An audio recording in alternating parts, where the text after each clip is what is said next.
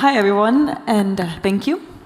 And I realize I'm here at the end of the agenda. Just raise of hands, how many of you guys were out at yesterday's party?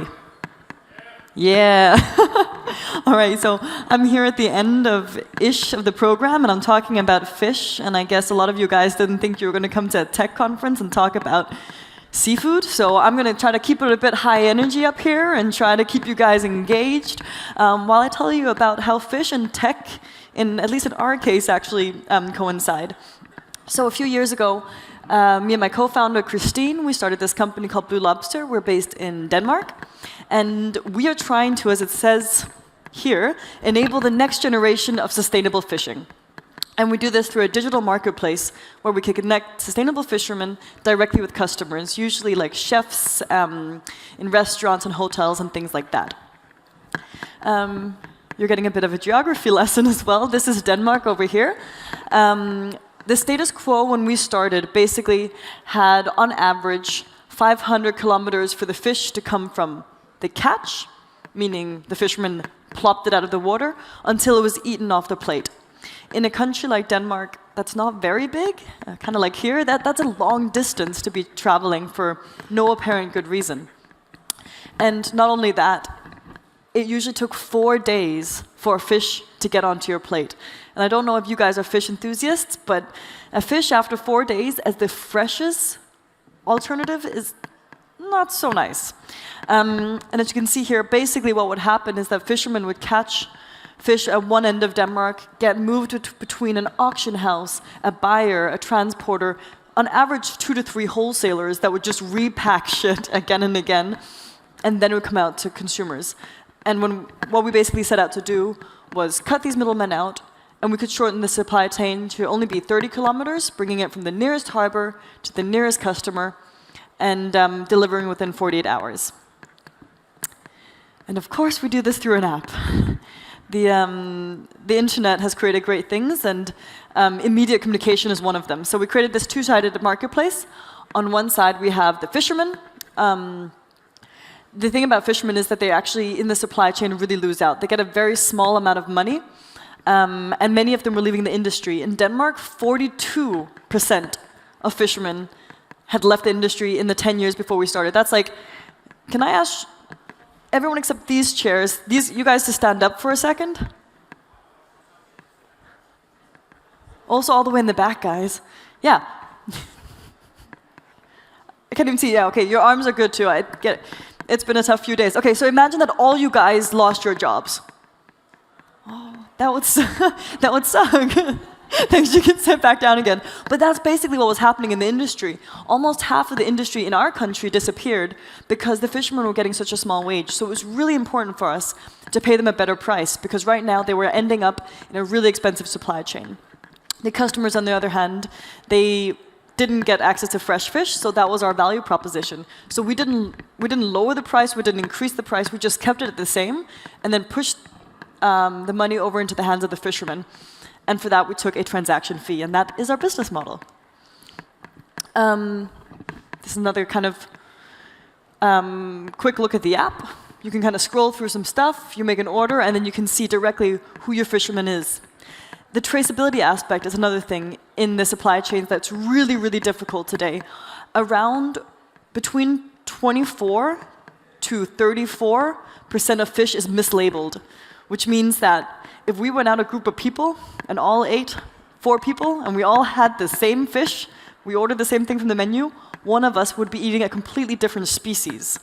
That's how bad mislabeling is in the fishing industry. So the fact that we cannot just tell you for sure what species you're eating, but who caught it and when, was actually revolutionizing for something that was incredibly paper-based before. Speaking of paper, this is literally what it looked like. Up there are the sheets of paper that our first fishermen would give to us, and that's how a lot of the industry still works. And I know the screen isn't super clear, but even if it was, trust me when I say those handwritings are really, really tough to read.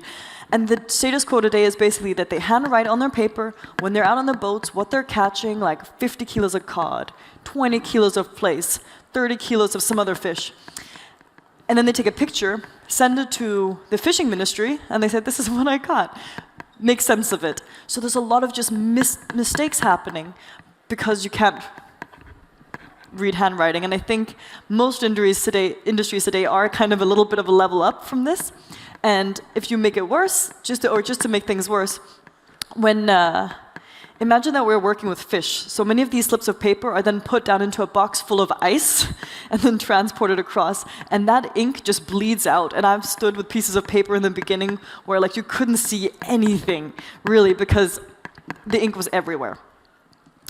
So our solution, other than being a marketplace, takes care of all that really, really boring paperwork.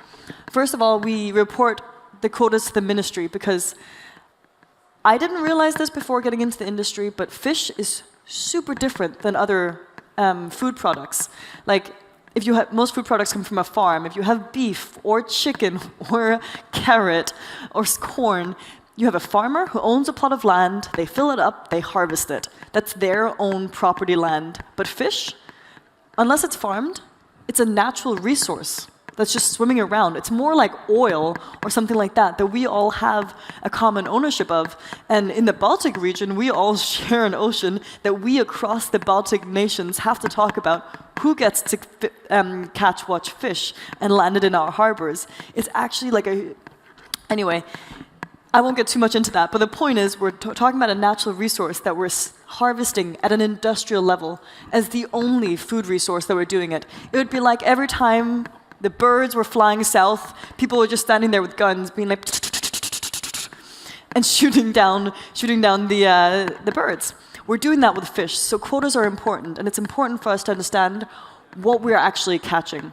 And with this kind of old school paper-based paper-based stuff, we're not getting the real data, and that data quality we're trying to lift up. So we became the first company to create a digital integration to the quota counting system in the ministry, so that every time a fisherman uploads fish onto our platform, it's directly reported to the ministry. We then also do like other boring paperwork, like sending summaries to the accountant and allowing reporting of over-the-dock sales.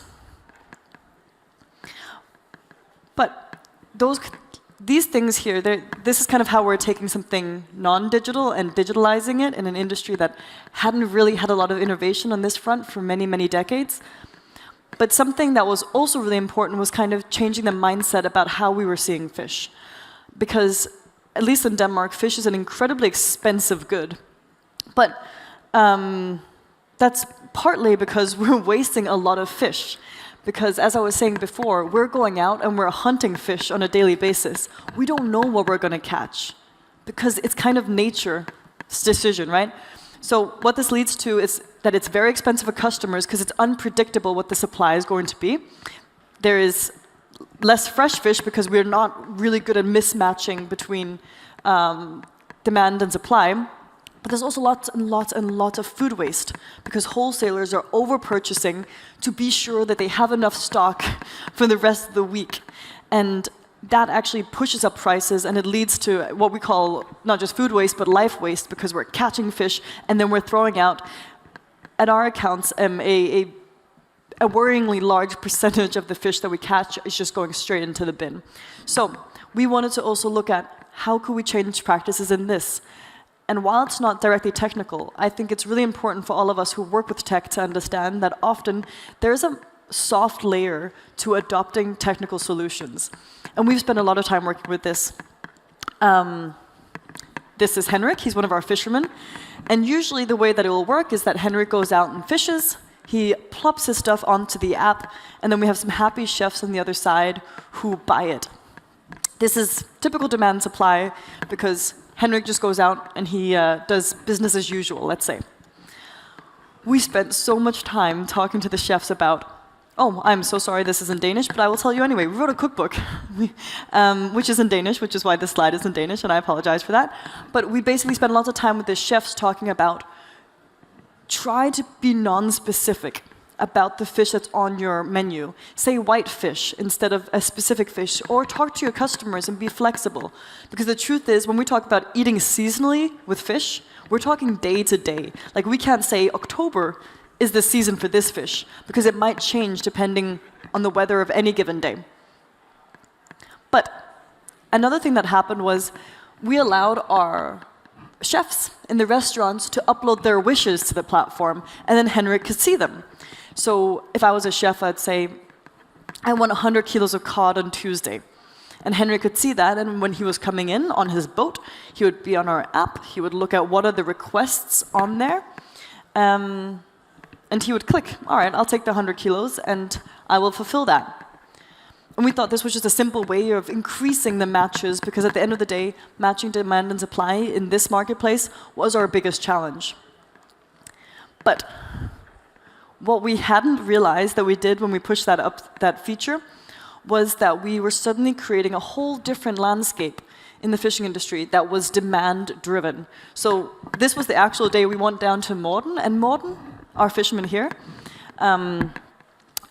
he had caught exactly what our customers wanted. And we were like, Morten, how did you do that? Usually it's such a headache, and you catch a little bit more of this or a little bit less of this, and we have to, how did this happen?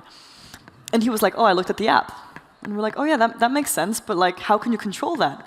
And he was like, oh, well, I just put all the nets places where I knew those fish were. And suddenly we realized that the fishermen had so much more control over what they were catching on a day-to-day level than anyone in the industry had realized before. Because no one was telling the fishermen in any granular level what people wanted. They might say that generally cod is selling well, generally place is selling well, but they couldn't see exactly what people wanted day to day. So we actually started moving all the fishermen from just catching what they thought was the right thing and then pushing it into the market. And I mean like not just our market, but the whole market.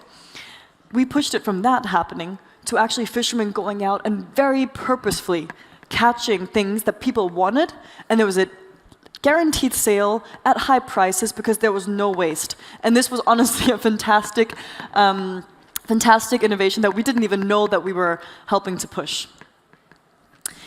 Now, what we really tried to do, and why we sometimes I say that we're a bit more of like a logistics operations than a tech company, but that's only because we've spent so much time thinking about all the different components of the logistics chains that lie behind our app. Because the reason that we can pay the fishermen 2 to 4 times as much as they usually get is not just because we've built an app that connects demand and supply. You guys all in tech, you understand the limitations of, it's never as easy as just building a piece of technology and then it fixes everything. There's a whole world of real life issues that lie behind.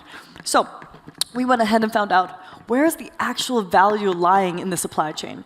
And we started mapping it out. We were like, okay, the fisherman, he catches the fish. Then someone else at the harbor weighs it out into boxes. Then someone else comes and takes the fish and transports it. Then the next person sorts it into different sizes. These are 2 to 3 kilos, these are 5 kilos, whatever. Because it makes it easier to sell, which is the next step. The fish is sold. Sometimes it's cut into fillets. And then finally it's packed for consumers and then transported again. This is the process, ladies and gentlemen, which means that it takes 4 days to get a fish from a fisherman to a consumer. So we started just being like, okay, why don't we try to put some values on this? These are Danish kroner, and they're just symbolic, but we basically started saying, what would the value be to do these different activities, these different exercises in the supply chain? And what we did was we went to the fishermen and said, would you like to do some of them? Would you like to incorporate it? And you can get that value on. We're not paying you more just out of the goodness of your heart. We're actually finding out we can optimize this. We can optimize it by having you guys weigh out the fish. If you will also sort it into the different sizes, you can get 5 kroner more. And if you will pack it into the final boxes, you can also get that value add there. And in the meantime, we won't have to transport the fish over there, and we don't have to sell the fish to an intermediary because the whole thing is happening on your harbor. And we went out to the fishermen and we're like, do you guys want to earn these extra steps, this value that's in these steps? And of course, because they were earning absolutely nothing, they said yes. And that meant that we were bringing, just illustrative from this case, we were bringing the income for a fisherman from 15 kroner a kilo to 25 kroner a kilo, which is a huge increase in just taking on more logistics, not also thinking about the other added value there is from going direct to customer. So the issue was also that some fishermen then said to us, it's a lot of work. Like, I'm used to just being able to land my fish, putting it in boxes. I'm not really bothered sorted. Like, I don't want to stand there and take 5 tons of fish and put them into different sizes. Someone else usually does that for us. And we're like, okay, yeah. We see your point. That sounds super annoying, so what can we do? So we went back to the customers again, and that's why it's always important to talk to customers and stuff. We're like, well, how would you guys feel about something that was unsorted? This was not an option on the market beforehand. And we're like, we're going to give you a freaking good price. It's going to be so much cheaper. It's going to be fresher, but also cheaper than other things in the market. But it's not going to be sorted, and you guys will have to sort it yourselves. And some of the customers said, fantastic. Some of the customers who had a tight budget or had very, very creative chefs were like, absolutely. And suddenly we were creating a marketplace for new categories that didn't exist before. So in that way, we were really truly bringing the demand and supply closer together. And I think for anyone building a marketplace, you've probably struggled with demand first, supply first. And in this way, we just keep evolving new ways to work with both sides of the marketplace. One of the final things that I want to touch upon here is, I spoke about a little bit in the beginning, but the issue of complete traceability. We have a huge problem with mislabeling, but that is kind of like a big philosophical climate issue that we were very preoccupied with. But by creating value for our customers, we could have them care about this traceability as well. Because traceability sounds like a really, really boring word, but if you put it into the hands of a chef or someone who owns a kitchen, it suddenly becomes a story. They can tell their local customers when they come in with a fish on the plate and say, this one was caught by Brian yesterday at this exact harbor. Suddenly it becomes very romantic. Suddenly they can go out and charge more for their food because they're giving people a different kind of service, especially if it's fine dining. So we created a QR code, also as one of the first in the industry, that shows you exactly where your fish was caught. And finally, as we were growing, we continued to build onto the admin stuff because we could see that this was really an industry where nothing, absolutely nothing was digitalized. So of course, we eventually also built a desktop app so that people could sit and do really, really, really large orders, which meant that we could not just work with the end consumers being the restaurants, but we could actually also work with really big hospitality groups, really big canteen groups, and they could streamline everything. But just to say, for people probably sitting in this room, taking an Excel sheet and turning it into a PDF is probably not a hugely difficult task. Like, it's probably something that most of us could do with our eyes closed in about 4 minutes or so. But for people working in this industry, within the food systems, this was an absolute revolution, that we could take some of these tasks that have been done manually and we could just automate them. And I'm sure you guys have seen this from other industries where you digitalize stuff and make it more automatic, but I think it's really worth thinking about if you guys are going out there working with very traditional industry, very old school industries, talking to your customers and finding out what are you actually spending your time on, because something like customer receipts, it was a very, very small thing, but we found out that every fisherman was spending time, he was handwriting notes, taking pictures of them, then going in, and then every night he would sit and manually code things into another computer where he would just send another picture of that, send it to his accountant, and we were circulating with just really, really, really poor practices. So by taking some of the admin burden off, it actually became one of our biggest value adds and biggest barriers to entry for anyone else who was trying to do it. And this was my final slide to show you guys some of the wonderful faces of the guys who started off with us. These are the fishermen that we hope will continue to be here in 10 years from now. Thank you so much.